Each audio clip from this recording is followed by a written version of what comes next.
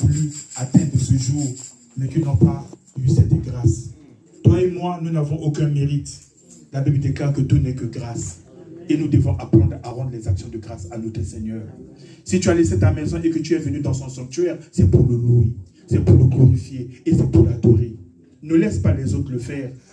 Alléluia. Dans la maison de Dieu, tous nous sommes des acteurs.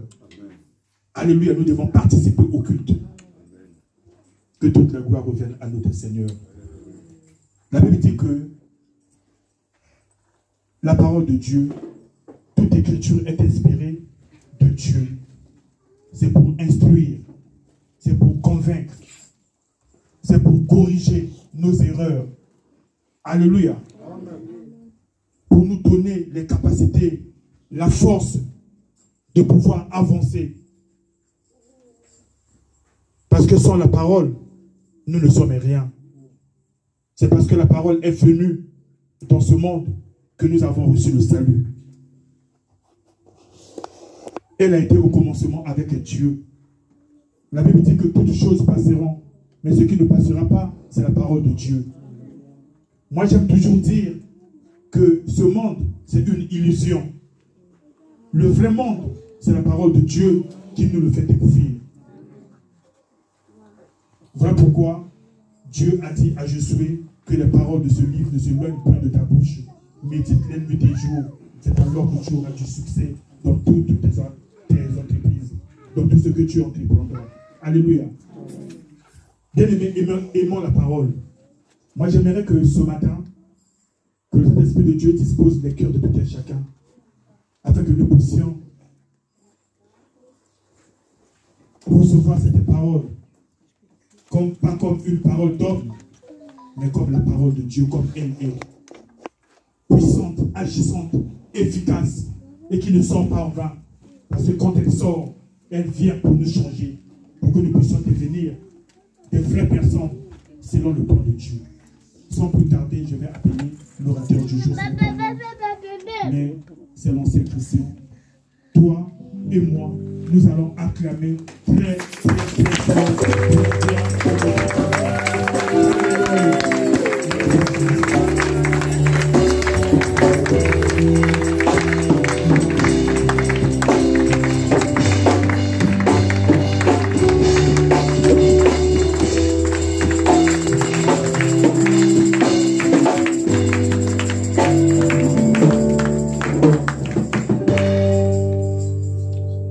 Alléluia, bien-aimé. Alléluia. Est-ce qu'il y a de la joie ce matin? Alléluia. Est-ce qu'il y a de la joie ce matin?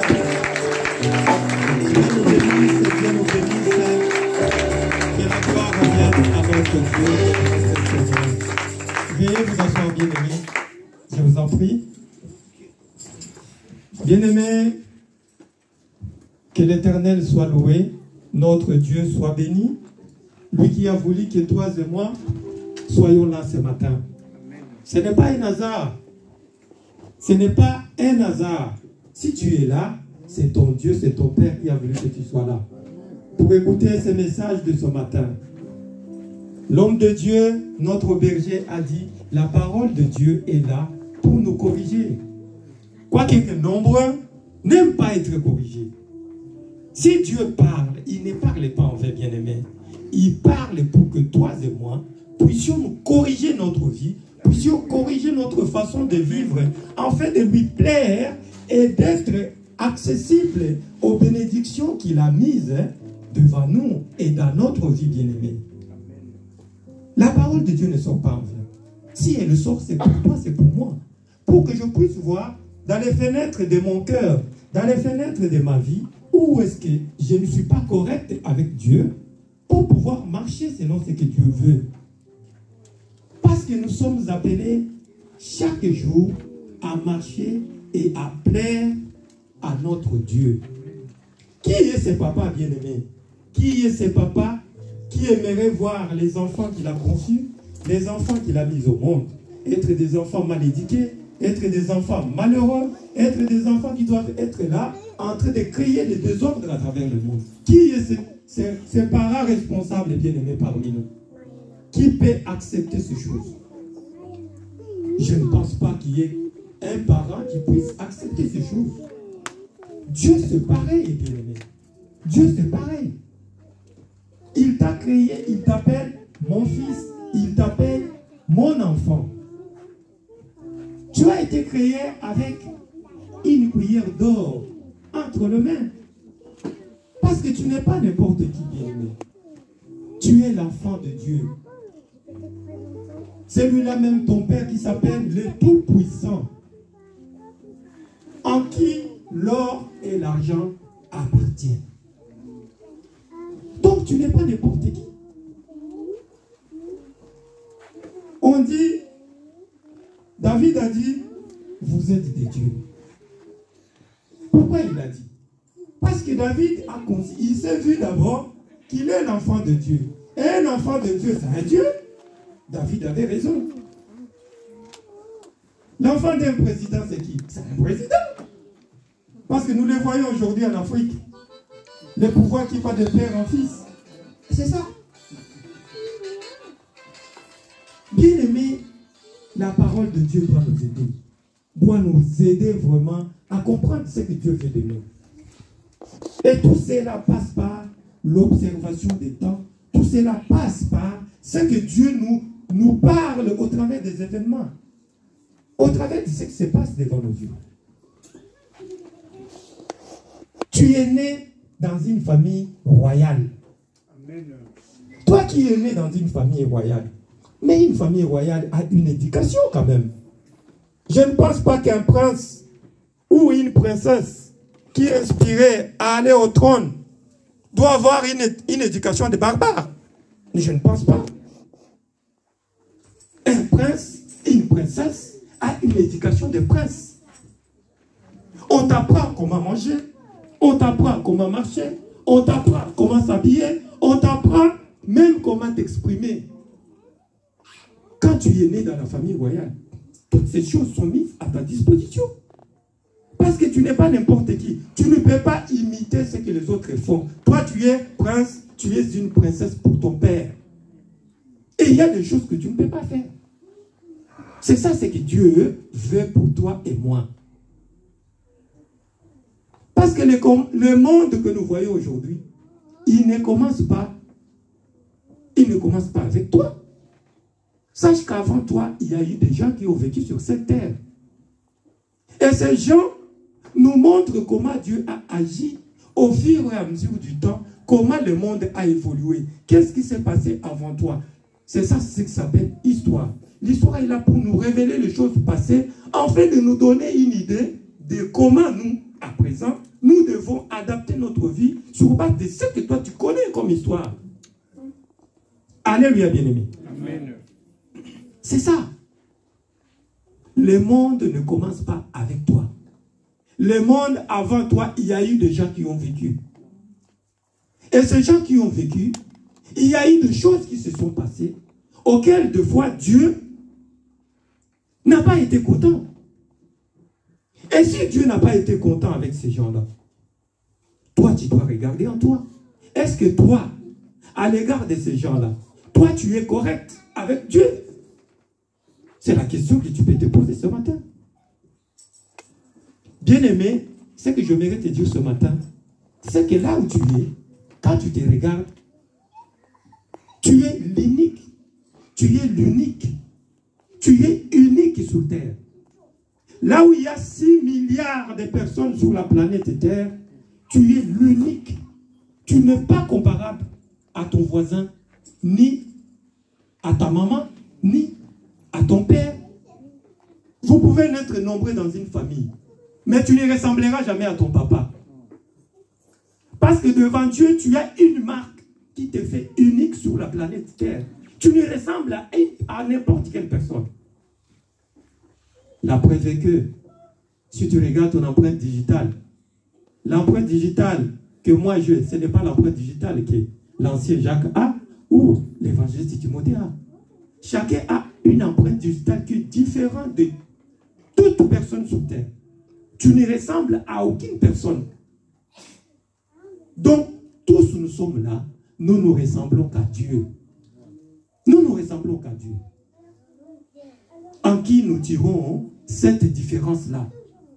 Et comme nous n'avons pas des empreintes digitales qui sont semblables les uns les autres, mais qui sont différents les uns les autres, donc ça me pousse à dire que je ne peux pas vivre en comparaison de l'autre personne.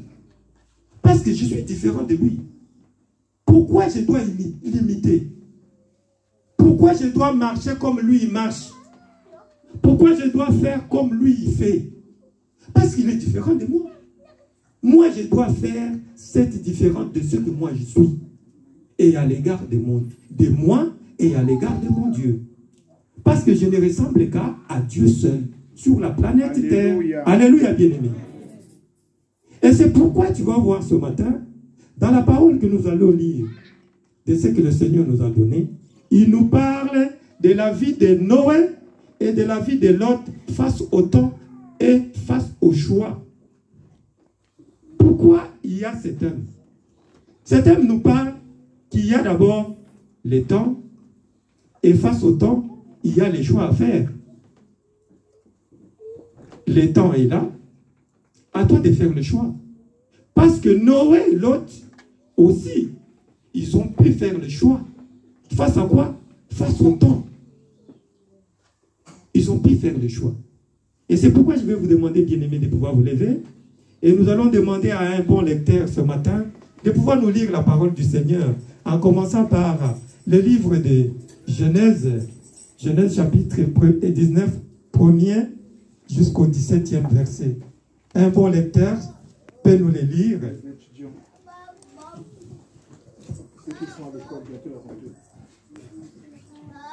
Oui, les enfants, si vous avez trouvé, vous pouvez nous les lire. Ceux qui n'ont pas lire. Je lis au nom du Seigneur. Tu peux prendre un micro, s'il te plaît?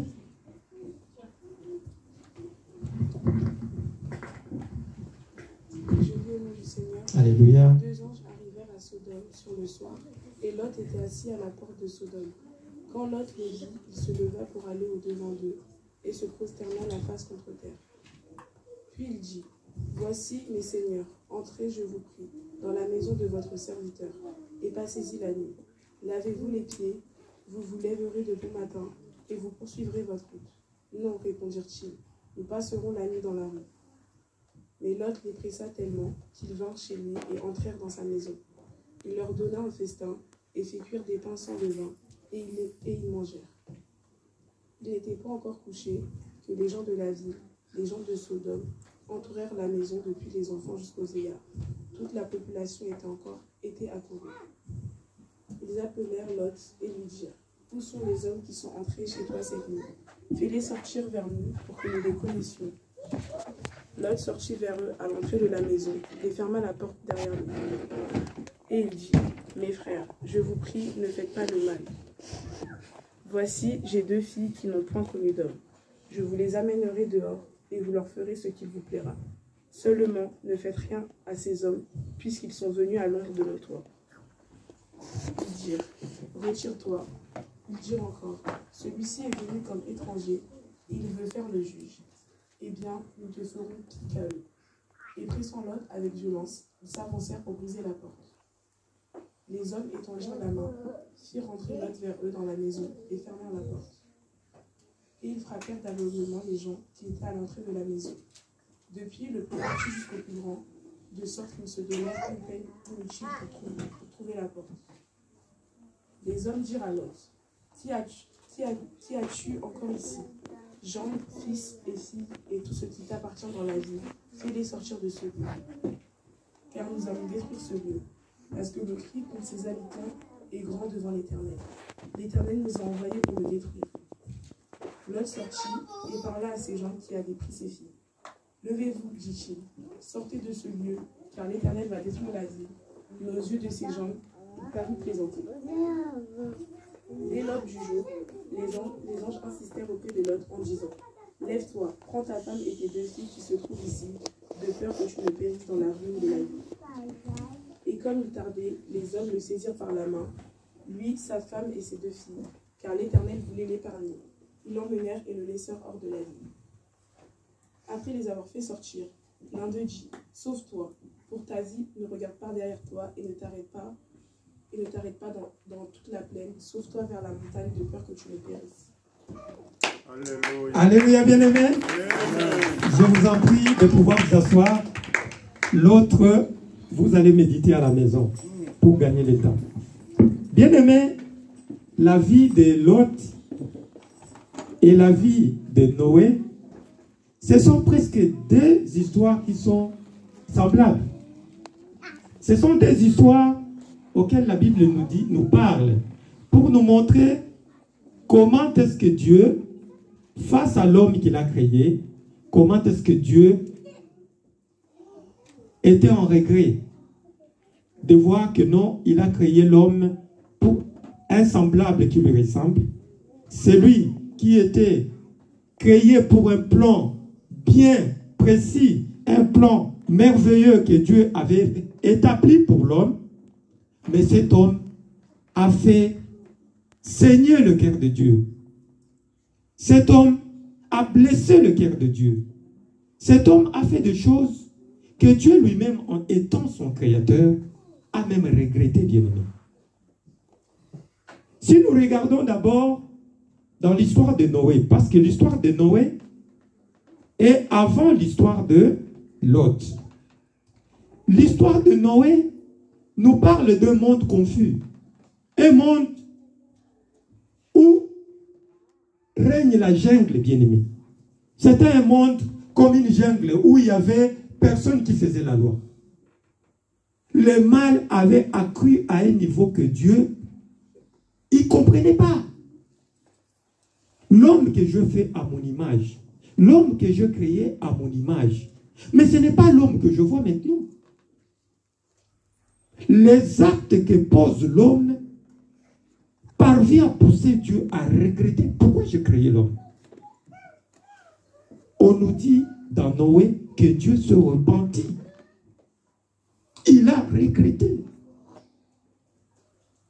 Si je savais, je n'allais pas créer l'homme. Au vu et au regard de tout ce qu'il est en train de commettre sur la planète Terre, je regrette même. Et nous voyons que là où Dieu regrette, il y a toujours une personne qui est là pour consoler le cœur de Dieu bien-aimé. Il ne manque jamais une personne qui soit là pour pouvoir consoler le cœur de Dieu qui saigne au travers de nos actes de tous les jours qui ne plaisent pas à Dieu. Et c'est la raison pour laquelle Dieu a jeté un regard et il a vu qui? Il a vu Noé. Noé, on nous dit qu'il était un homme intègre, un homme juste, bien-aimé, aux yeux de qui? Aux yeux de Dieu. Alléluia. C'était un homme intègre. Intègre, ça veut dire quelqu'un qui marchait dans la droiture de son cœur, dans la crainte de Dieu, dans l'obéissance. Et il était juste. Ça veut dire quelqu'un qui pratiquait la justice de Dieu. La justice de Dieu passe par quoi? Passe par l'ordonnance de sa parole. Amen. L'ordonnance de sa parole, c'est quoi? C'est l'observation de toutes ses prescriptions comme commandement. C'est ce qui fait ta justice. Et Noé était vraiment un habile à cela. Il pratiquait ça. Et il craignait Dieu. Mais Noé qui craignait Dieu vivait dans un monde confus. Un monde où personne ne pouvait parler de Dieu. Un monde où tout le monde était, les têtes étaient renversées. La mentalité de l'homme ne pensait qu'à commettre des choses qui ne plaisaient pas à Dieu bien-aimé. Dieu dit que le cœur de l'homme était uniquement amené à faire le mal. Donc il n'y avait plus le bien en lui. Mais Dieu avait été satisfait de la conduite de Noé. Parce que lui, il était intègre. Lui, il était juste aux yeux de Dieu. Et avec lui, Dieu s'est approché pour pouvoir lui révéler ce que Dieu lui comptait faire. Ça veut dire, en ce moment-là, comme Dieu n'avait nulle personne d'autre à soumettre les secrets, il s'est vu l'autre, et Noé, il s'est approché à Noé. Il lui a dit, Noé, je viens te révéler quelque chose que je vais faire. Et cette chose, je vais détruire l'homme que j'ai créé. Je vais détruire l'humanité. Et c'est comme ça que Noé a été au courant du secret que Dieu voulait faire. La destruction de toute l'humanité. Noé a eu le plan de Dieu, comme l'homme de Dieu. L'évangéliste Timothée nous avait expliqué l'histoire, comment ça s'est déroulé, et comment est-ce qu'il a pu construire l'arche. Mais nous voyons dans la construction de l'arche, Noé c'était quelqu'un qui, en construisant l'arche, il expliquait aux autres, venez, construisons. Il prêchait, il expliquait aux gens que Dieu vient détruire la terre, bien-aimé. Il a parlé de la part de Dieu. Il a expliqué la réalité. Parce que Dieu, il voulait immédiatement détruire la planète Terre. Noé a expliqué aux gens, tous ses semblables, tous ses voisins, tous ses amis, tous ceux qui étaient proches de lui, il les a expliqués, mais bien aimés, comme aujourd'hui on est en train de nous expliquer la parole. Dieu veut détruire l'humanité. Approchez-vous de moi. Comprenons, retournons vers le Seigneur. Faisons la volonté de Dieu. Mais personne ne pouvait l'écouter. À part sa famille, sa femme et ses 3 enfants. Et ces 3 enfants. C'était une famille de combien de personnes? De 5 personnes.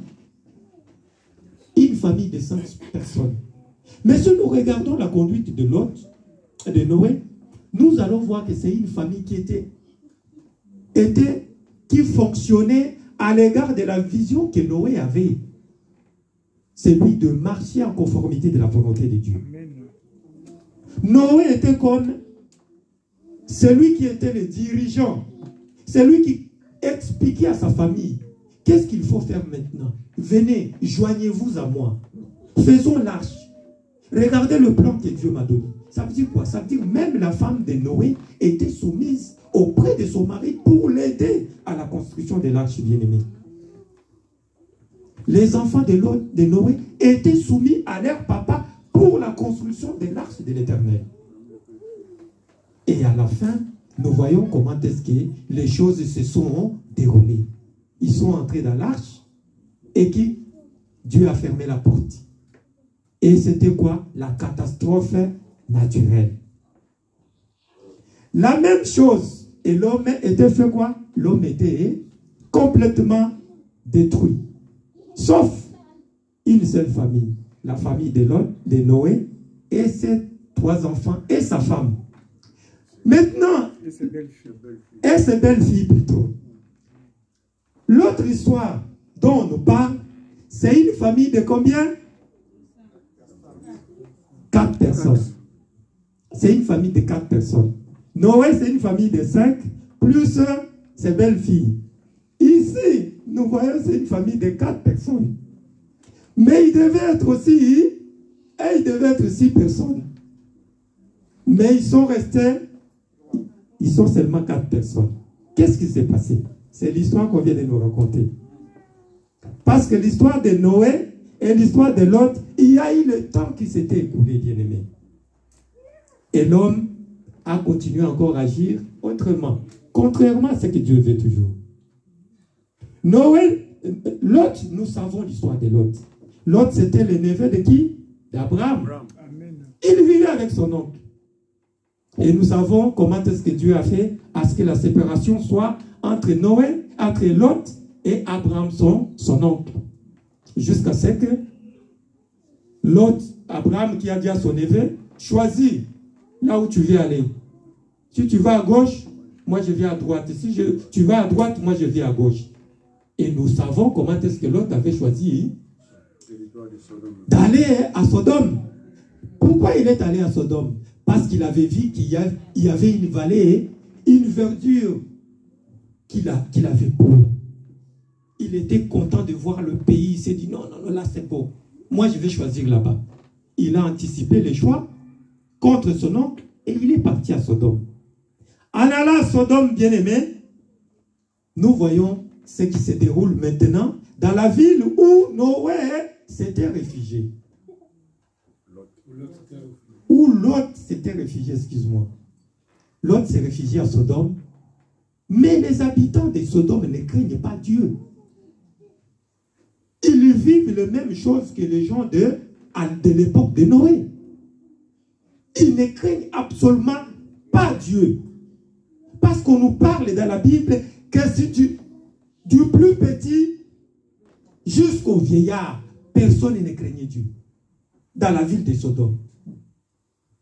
Des enfants au vieillard. Vous pouvez imaginer ce monde-là, bien-aimé. L'abomination. Vous pouvez imaginer ce monde-là, bien-aimé.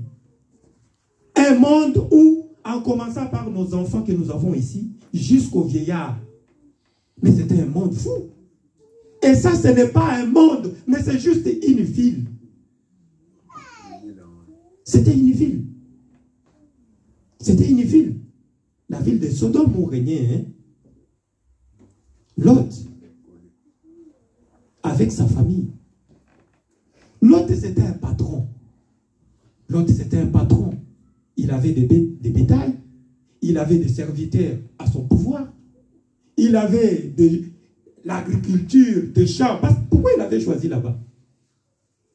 Il avait vu la verdure. Parce qu'il avait des projets. Faire le champ, le bétail qu'ils aient de la nourriture. Et c'est comme ça qu'il a choisi là-bas.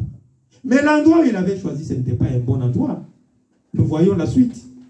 Personne ne craignait Dieu là-bas. Personne ne marchait en conformité de la parole de Dieu. Et nous voyons qu'il a failli mourir, bien-aimé. Alléluia. C'est grâce à l'intercession de son oncle Abraham que Noé a pu, que Lot a pu échapper à la destruction. Qu'est-ce qui s'est passé réellement? Après l'intercession d'Abraham, de ces trois anges qui étaient partis à la rencontre d'Abraham, tout s'était passé. Maintenant, ils étaient à trois, mais de ces trois personnes, l'un est retourné au paradis. Et ils sont restés deux anges qui sont partis vers Sodome pour la destruction. Mais ce qui a été quelque chose de précieux dans Lot, c'est que Lot avait gardé quelque chose de précieux en lui, bien-aimé. Quand il était auprès de son oncle Abraham, qu'est-ce qu'il avait eu de plus précieux auprès de son oncle Abraham? Lot avait observé que son oncle avait l'attitude de bien accueillir les étrangers. Amen. Alléluia, bien-aimé. Amen. Lot, et cela était resté gravé dans sa mémoire. Parce qu'il savait qu'auprès de mon oncle, je vois bien que mon oncle, il sait bien accueillir les étrangers. Il a l'amour du prochain. Il sait vivre avec les gens. Et c'est ça ce qu'il avait gardé. De sa vie auprès de son oncle, c'est ce qu'il a gardé en lui. Et c'est ce que nous voyons ici qu'il a pu sauver. Parce que les anges, en arrivant à Sodome, ils n'allaient pas chez Lot, bien-aimé. Ils allaient dormir dans la rue. Donc, la destruction de Sodome, Lot allait peut-être être détruit aussi, on ne sait jamais. Mais il a échappé grâce à quoi? Il a échappé grâce à l'hospitalité, bien-aimé. Alléluia. Amen. Lot a échappé grâce à l'hospitalité. Savoir accueillir les gens. Savoir accueillir les gens, bien-aimé. C'est l'hospitalité qui a sauvé Lot.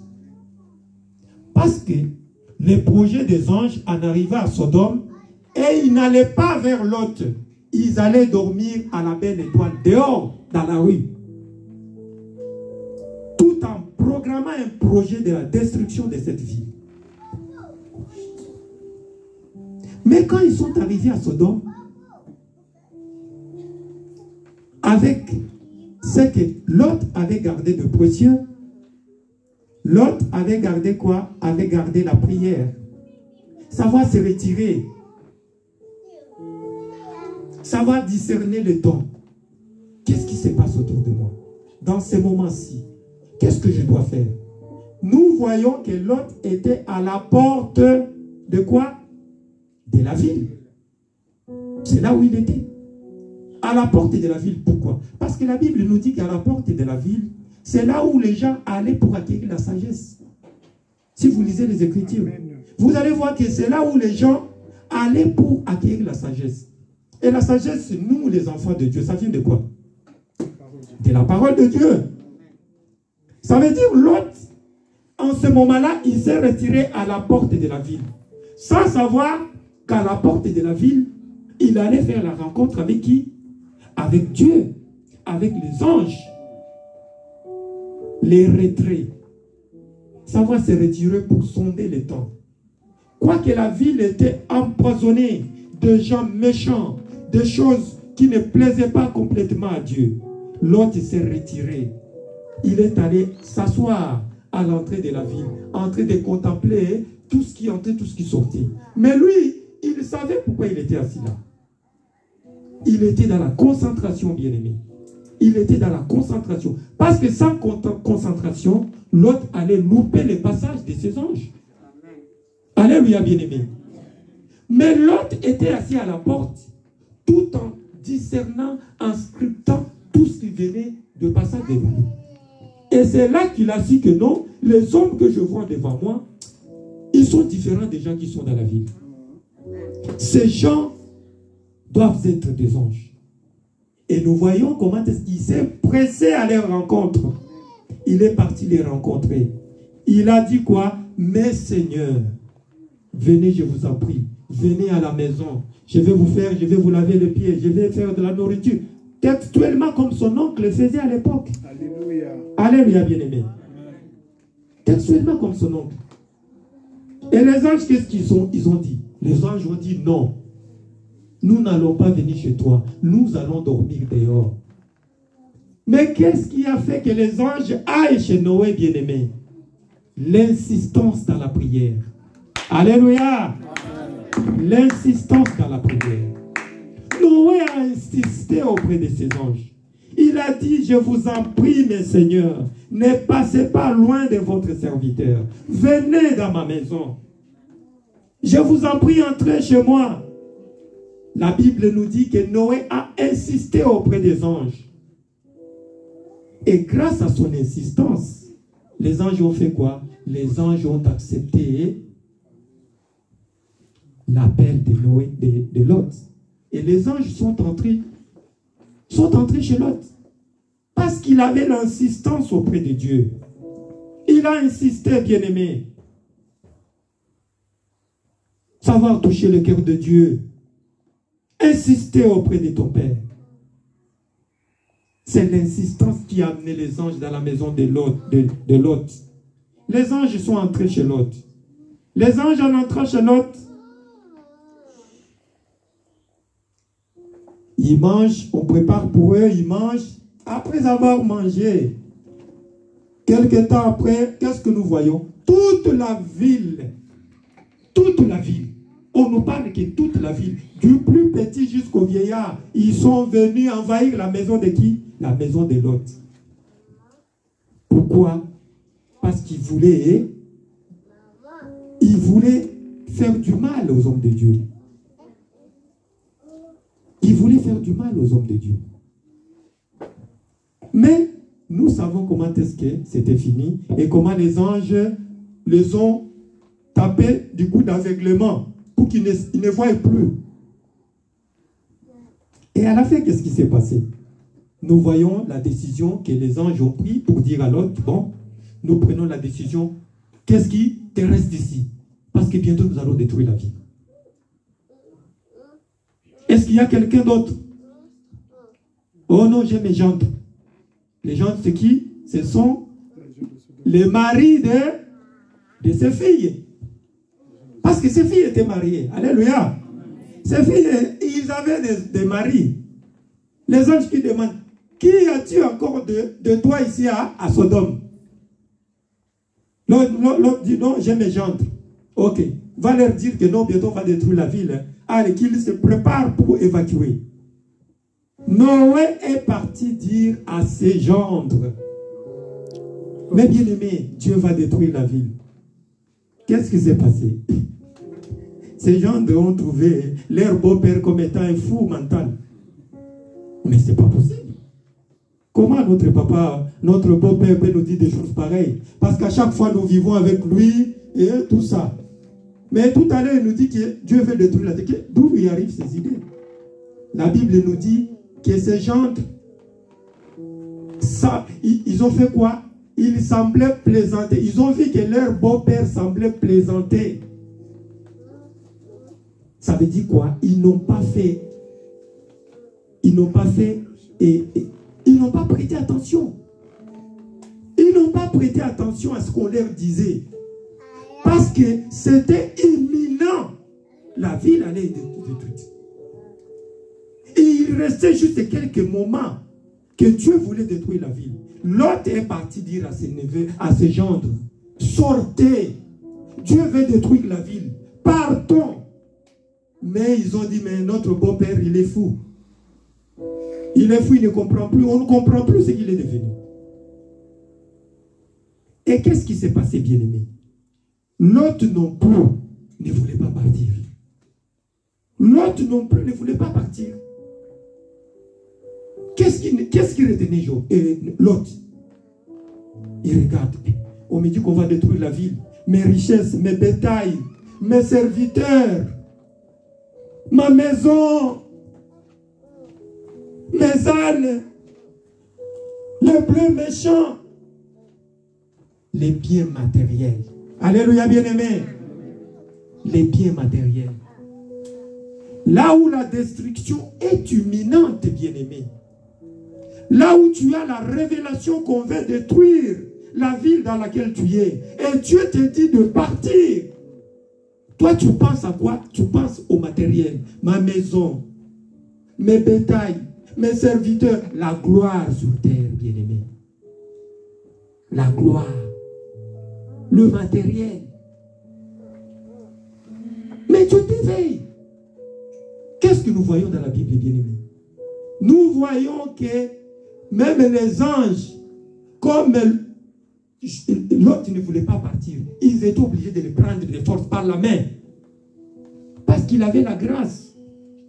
La grâce qu'il a obtenue à partir de son oncle, Abraham, qui a intercédé auprès de Dieu. Parce qu'il était l'ami de Dieu. Alléluia. Les anges étaient obligés de prendre l'autre par force. Parce que l'autre était retenu par le matériel. L'autre ne voulait pas partir. Ça veut dire quoi? Il voulait mourir avec ses bétails et ses serviteurs. Moi, je vais m'accrocher à mes bétails. Je vais m'accrocher à ma gloire que j'ai ici à Sodome. Alléluia, bien-aimé.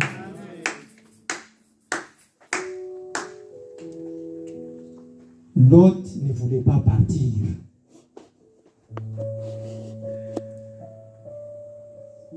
Les anges ont insisté.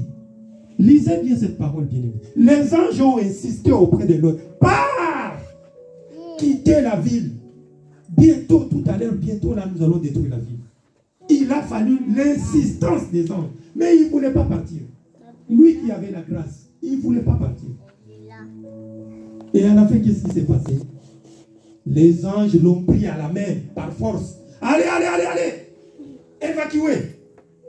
On l'a foutu en dehors de la ville par force. Lui qui avait la grâce, bien-aimé. Là où l'humanité, sa ville va être détruite, mais tu es encore en train d'être forcé pour te faire évacuer. C'est normal ça, bien-aimé? Est-ce que c'est normal ça? Toi qui as la grâce, tu as vu Dieu, tu as approché Dieu, Dieu te révèle ce qu'il veut faire de la ville dans laquelle tu es. Et Dieu te révèle les secrets. Et Dieu te dit, évacue mon fils, parce que tu as trouvé la grâce auprès de ton Dieu. Mais, Dieu qui te dit, toi qui te dis, tu passes directement au matériel, à tes biens, à la gloire terrestre. Et nous voyons l'autre qu'on amène en dehors de la ville, bien-aimé. On l'amène en dehors de la ville. Les anges ont bien précisé, bien-aimé. Et les anges l'ont bien précisé. Ils lui ont dit, va vers la montagne. réfugie-toi à la montagne. La Bible nous dit, j'élève les yeux vers les montagnes. D'où me viendra le secours, bien-aimé? D'où me viendra le secours? Mais l'autre, on lui dit d'aller à la montagne parce que son secours se trouve à la montagne. Ce sont les anges qui lui ont dit ça. Mais l'autre n'a pas voulu. L'autre a dit, oh, non! La Bible nous dit, comment est-ce qu'il s'est exclamé? Il s'est même exclamé. Il a dit, non! Moi, je vois une petite ville là-bas, envoyez-moi là-bas. Est-ce que toi, tu as à faire le choix devant ton Dieu? Alléluia! Tu as à faire le choix devant ton Dieu. Envoyez-moi dans cette petite... Mais Dieu a déjà fait le choix pour toi. Dieu a déjà fait le choix pour toi. Qu'est-ce que tu as encore à dire à Dieu? Non, le choix que toi, Dieu, tu as fait pour moi, ce n'est pas un bon choix. Moi, je vois une petite ville là-bas. Ah, est-ce que tu peux m'envoyer là-bas? Les anges, qu'est-ce qu'ils ont fait? Ils ont dit, ok, comme toi, tu ne fais pas le choix de Dieu, fais ton choix. Mais, va dans cette ville où tu demandes d'aller. La condition est que ne regarde pas derrière, ne traîne pas aux environs, ne te détourne pas derrière pour regarder. Car la Bible nous dit, celui qui met la main à la charrue et regarde derrière n'est pas digne de Dieu, bien-aimé. Alléluia. N'est pas digne de Dieu. Celui qui met la main à la charrue et regarde derrière n'est pas digne de Dieu. N'est pas digne de Dieu. Les anges ont bien précisé à l'autre. Vas-y, parce que tu as fait le choix. Vas-y. Mais la condition est que ne regarde pas derrière. Ne traîne pas dans les environs. Va, fais ton choix. Et qu'est-ce qui s'est passé? Parce que quand les anges parlaient, ils parlaient à toute la famille. Et nous voyons comment est-ce qu'ils sont partis. Mais ils sont partis comme ils étaient partis à contre-cœur. Comme ils étaient partis à contre-cœur, bien-aimés. Nous voyons la calamité qui s'est abattue dans cette famille. Parce qu'ils sont partis avec de remords, de regretter le bien matériel. Sans conviction. Oui, c'est ça. Ils n'étaient pas convaincus en eux-mêmes. Le bien matériel, la lourdeur du monde pesait encore sur leurs épaules. Mais parce qu'ils étaient forcés à quitter la ville, ils sont partis. Mais à contre-cœur. Et la suite, nous la voyons. Malgré que les anges leur donnent des prescriptions à ne pas faire, la femme s'est dit, mais bien, Sodome, mes biens, mes serviteurs, j'étais dans la gloire, j'étais dans l'aisance, je ne manquais de rien. Elle y va, mais non. Elle regarde derrière. Et nous savons la suite. Elle est devenue une statuette de sel. Elle est devenue une statuette de sel. Parce que elle n'a pas voulu obéir à Dieu. Alléluia, bien-aimé. La parole de ce matin, bien-aimé, la parole qui est sortie de ce matin t'interpelle là où tu es. Pour te dire que tu es unique. Tu es unique. Unique à ton genre. Créé à l'image de ton Père, à l'image de ton Dieu. Tu ne ressembles à 1000 personnes sur terre. Le bien matériel, quand tu es né, tu les as trouvés sur terre. Parce que tu étais nu. Tu es né nu. Tu es né nu sans habit. Tout ce que tu as, tu les as rencontrés sur terre.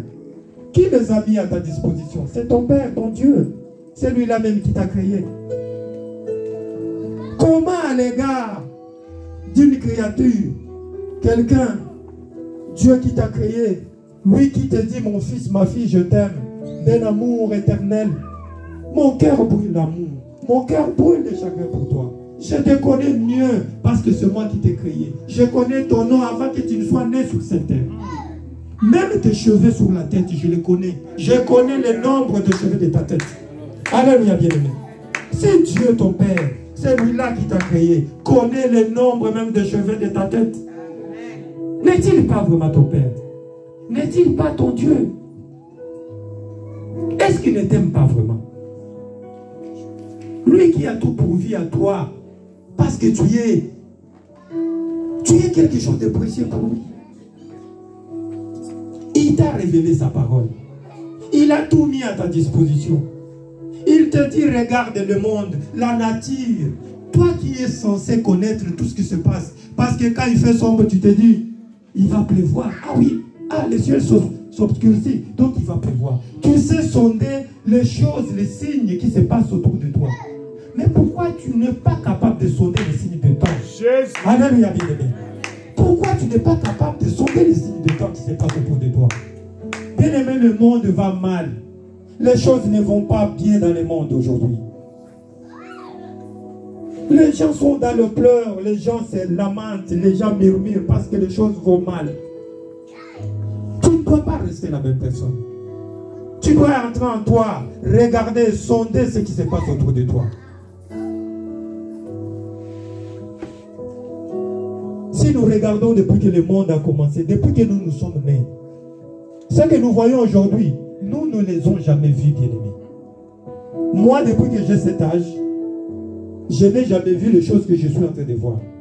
C'est du nouveau pour moi. Et ça doit m'interpeller. Ça m'interpelle à m'accrocher encore au Seigneur, bien-aimé. Amen. Alléluia. Ça me pousse à m'accrocher encore au Seigneur. Nous voyons des calamités à travers le monde. Les familles sont partout à travers le monde. Nous voyons des guerres. L'amour n'a plus de sens aujourd'hui à travers le monde. Quand tu fais le bien, le monde te dit que tu fais. Quand tu fais le mal, le monde te dit que tu fais bien. Quand tu fais le bien, le monde te dit que tu fais le mal. Le mal s'est changé en bien et le bien s'est changé en mal. Tout est confus en ce jour et en cette époque où nous sommes. Le monde est corrompu. Le monde passe des moments difficiles où l'amour n'a plus de sens. L'amour a perdu même le sens.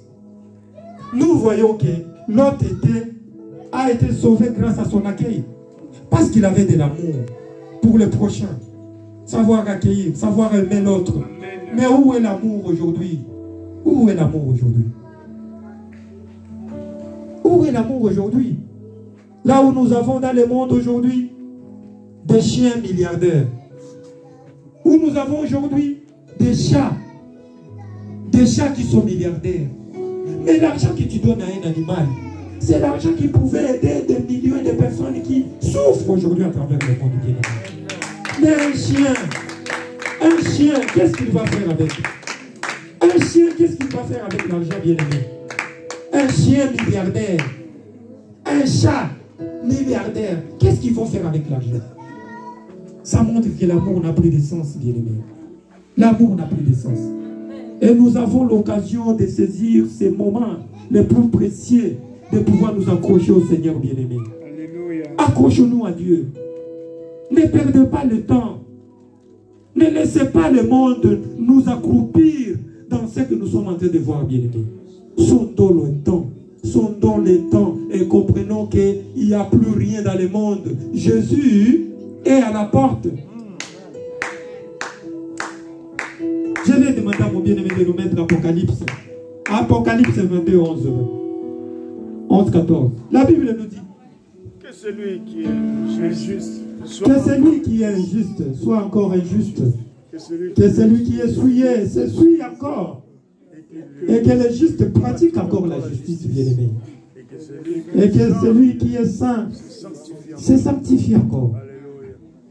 Voici, je viens bientôt. Et ma rétribution est avec moi pour rendre à chacun selon ce que son œuvre. Alléluia, bien-aimé. Que cette parole de ce matin entre en toi. Que cette parole de ce matin t'interpelle, bien-aimé. Et te dit que tu n'as plus le temps à passer dans l'oisivité. Tu n'as plus le temps à t'accrocher dans des choses qui ne t'amènent nulle part. Accroche-toi à l'essentiel de ta vie. Ta vie vaut mieux que ce que tu as. Alléluia. Ta vie vaut mieux que le matériel. Accroche-toi à Dieu. Suis le chemin auquel Dieu a tracé devant toi. Et tu seras heureux d'être un jour auprès de ton Seigneur qui dira, viens et bon serviteur. Tu as été fidèle dans des petites choses. Alléluia. Et maintenant, tu vas en assumer des grandes. Que Dieu bénisse sa parole de ce matin. Amen.